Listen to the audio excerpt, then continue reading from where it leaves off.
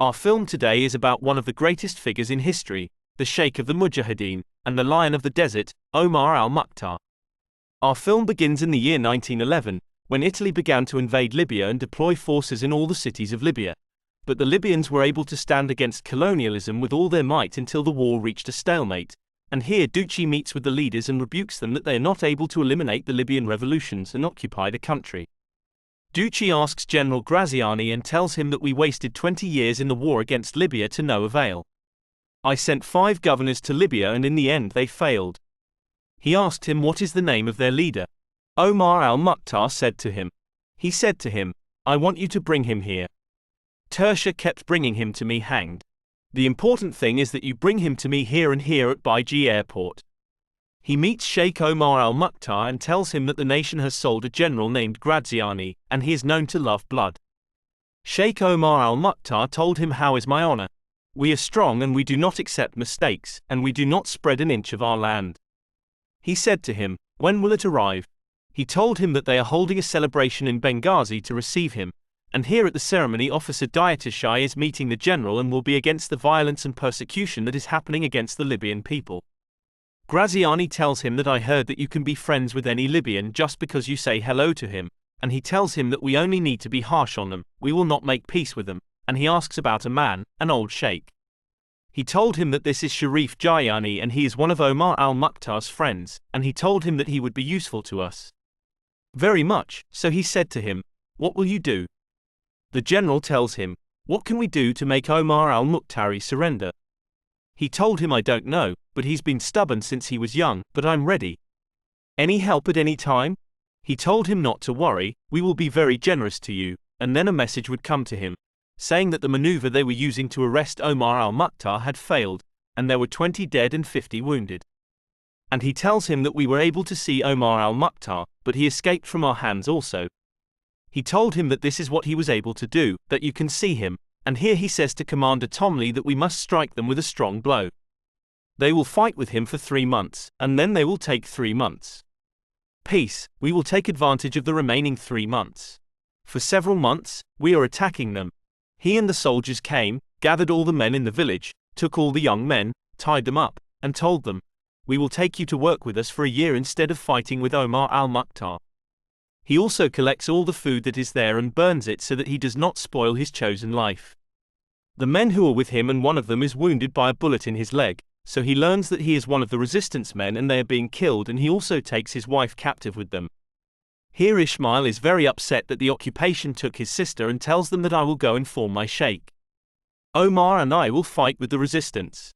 And here Omar al-Mukhtar and the fighters come and tell them that they are forced to cross this way, and we will be stationed there and we will set a trap for the occupation soldiers there in the desert, and he will wait for them until they get close to their place, and then they will get on the horses and run because they are chasing them, and Medley will come and be happy and walk after the horse tracks, and first Omar al-Mukhtar does not feel that they are close to them, he and those with him run.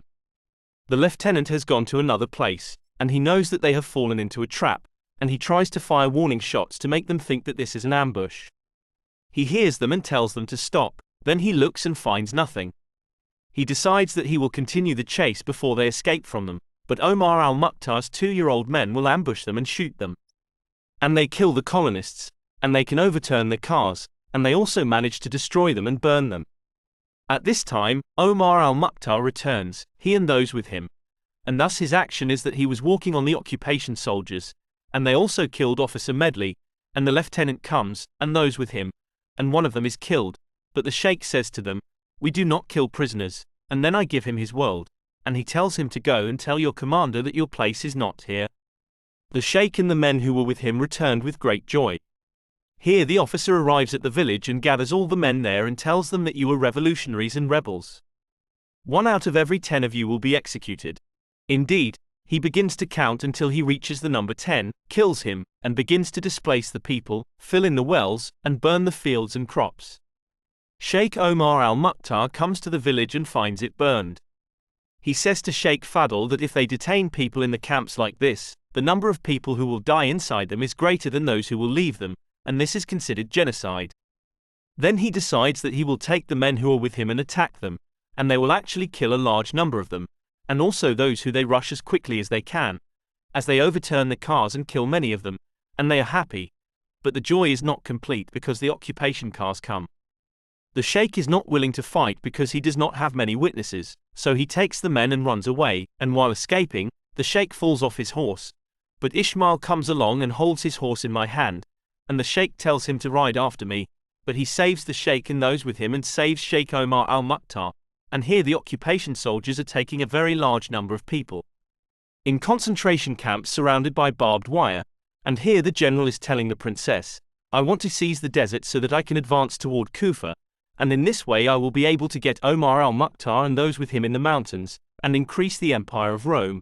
And he asks Deutsch to have a peace conversation with Omar al-Mukhtar in the desert and listen to the demands. He told him, but this is not easy. He told him, but you will be able to do it. But let the talks take place very slowly, whether he is satisfied or not. The emir tells him, do you know that Omar al-Mukhtar will not accept Rome's conditions, or will Rome accept it as well? He told him that he didn't need him, peace, I just need a little time. He said, peace. The officer tells them, after all these years, we are the first people to see Omar al-Mukhtar, the lion of the desert who fought us over the past 20 years, and I salute him and welcome him. Omar al-Mukhtar tells them, I want observers from Egypt and Tunisia to witness this agreement. The commissioner tells him no. We will not allow foreign interference in our internal affairs. Omar al-Mukhtar responds to him, telling him that we are not Italians, and we are born free. The officer tells him that we will see this issue, then we have not yet made any agreements. The sheikh takes out a paper and tells them his demands, which are the return of schools, the establishment of a national parliament, and the return of the confiscated lands, but of course they procrastinate in talking. The officer tells him that we will inform Rome of all this and inform you of our decision. Later, at this time, the general will receive a large army of soldiers, tanks, and cannons coming from Rome in order to complete his plan to invade Libya and be able to eliminate the revolutions.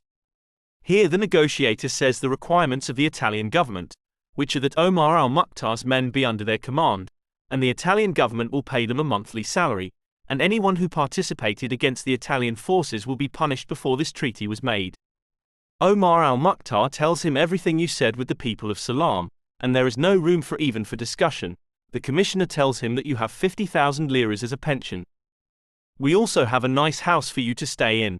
He said to them, you are bribing me, and how can I be comfortable when my people are dying in the camps? And where is your general who burns, kills and hangs? Why didn't he come with you? The officer says when we make the agreement between us, will he come? He told them why he was sending new forces.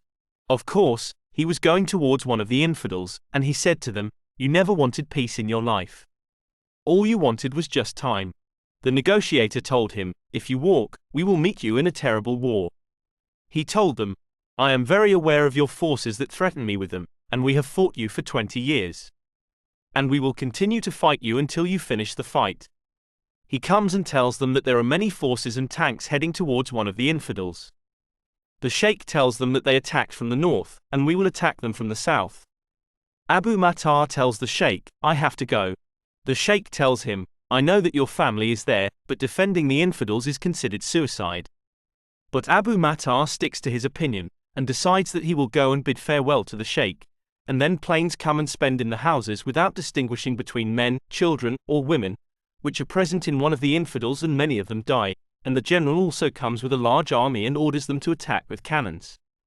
Abu Matari and his infidel men are ready to defend the oasis and attack the Italian forces.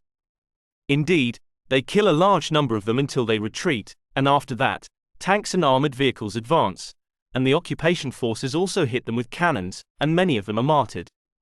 Even the brave Abu Matar is pure in blood, and there are also soldiers who kill anyone who is still alive. And there is another defense line for the oasis, hidden. They are waiting with their legs tied to prevent themselves from escaping and defending the place until their last drop of blood, but unfortunately the tanks come and trample on them without any mercy and crush them. They also take all the prisoners and men who are present in the oasis and beat them with a machine gun. The general comes with the commanders and officers in full force and raises the occupation flag. On the oasis, Sharif Jirani comes and asks Omar al-Mukhtar to surrender and tells him that you will not be able to defeat them. These countries have tanks and modern machines. You and those with you will die, and your children will die of hunger in the camps because you are continuing to fight." He told him this is true, but none of them betrayed me or even asked me to surrender because my surrender is considered betrayal to them. Here, in the concentration camps, there are people in front of every tent dead from hunger and disease, and cars passing by carrying them. And here the detainees are handing food to the resistance men from behind the barbed wire. But after that they discover this matter and they are executed in front of the people so that they can be an example to anyone who will help the resistance men. The officer tells me, the lieutenant, "It is an honor for you to carry out the death sentence on them." But the lieutenant refuses because there is one woman among them, and the officer refers him for investigation, and the general tells him that disobeying orders is a major crime. He tells him that you were trained to obey orders while we are in war and there is no room to use pronouns, and I will not bring you to a military trial. I will let you serve on the battlefield. At night, the resistance men entertain the ammunition and fuel warehouse, and they are able to open the door to Omar Al-Mukhtar and his men, and kill the soldiers present. They take nails and explosives and put them in the tanks and burn the fuel stores. Here the general tells them that they are in this plane and we must surround them, and we will enter them with planes, gas and cannons to make them leave the place they are in. Then we will enter them from the other side with armored vehicles, and he already begins implementing his plan and suffocating the resistance men from the gas. And they are forced to leave their place. But he hits them with a machine gun, and Fadl is able to know their location, and he approaches them and actually kills them, but in the end he is martyred, and here the shackle tells them, "We will seize the bridge, and we will leave the armored vehicles behind it and the guns in front of it." Omar Al-Mukhtar, with his intelligence, knows that it is a decoy, and the first time the two cars cross the bridge with a signal, and he begins the attack on the vehicles that are present, and 2 reconnaissance vehicles are killed, and the men who are present in the mountain attack and manage to blow up their fuel vehicle, killing a large number of them, and the general begins to attack the mountains. The first resistance soldiers appear and a large number of resistance men die, and Omar Al-Mukhtar moves. And the resistance men, and they appear in front of the cars so that they can lure them, while the cars walk behind them. It does not reach a specific place, and they find themselves surrounded, and the ground they are on is also surrounded by mines and explosives, and they begin to blow up the cars that are there, and kill a large number of the occupation soldiers, and then they attack them forcefully, and kill all the forces that are present, and they also burn all the cars that were there. She sold it to the general to besiege Sheikh al-Mukhtar, and the general stands amazed at what he saw, and at the ingenuity and cleverness of Omar al-Mukhtar. And here the general arrives in Rome and says to Ducci that we have moved the site of the war, that the desert is for the mountains, and he tells him that countries do not have a fixed place or a specific formation, so that I know how to confront them with it. But I have a final solution.